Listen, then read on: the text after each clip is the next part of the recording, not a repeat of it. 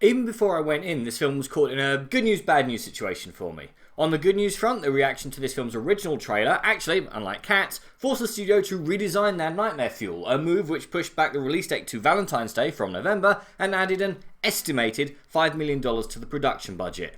On the bad news front, this forced animators to work 80-hour weeks on a studio that closed down the second they had finished. So, definitely more of a bad news situation than I'd say. But with Paradise Island being pushed back a week before its scheduled release date to March, for no other reason that I can work out other than to allow all my colonial colleagues to steal all the puns about how their fantasy would be for this film to have never been released, not that I'm bitter or anything. Get on with it. Yes, get on with it. Hey, this film might not be terrible. I mean, sure, the director has literally never directed a feature film before. He's only done shorts, and yes, it is a video game film, but last year's Baby's first film noir / Detective Pikachu showed that you can make good films from video games, assuming you don't do something silly like set the whole thing on Earth. Oh, they did that. The CGI isn't faker than a politician's promise and actually has cool, witty things to say. He still looks like an abomination before man and God, but now in a boring rather than traumatizing way. And it stars James Marsden, an actor who I've always actually felt vaguely sorry for. I mean, yes, he's always found steady work, but I can't imagine he's proudly taken Mama and Papa Marsden to many premieres. But this is why God / Cineworld allows you to take booze into screenings as long as you use a plastic cup. And hey, Jim Carrey's in it, and now that he's calmed down since the 90s, he's actually proven himself a talented and versatile actor who is still acting like he did in the 90s, an over-caffeinated, one-dimensional nutter who the director isn't really directing, more letting loose on set and hoping that take 27 will be usable. Anyway, Sonic the Hedgehog is dull.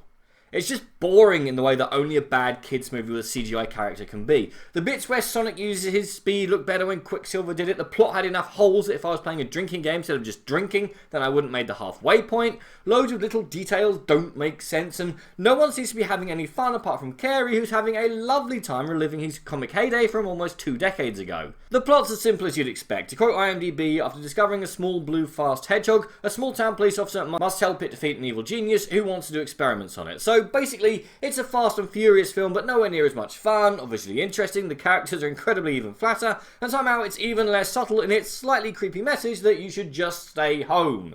A message I took to heart about, 007 minutes in.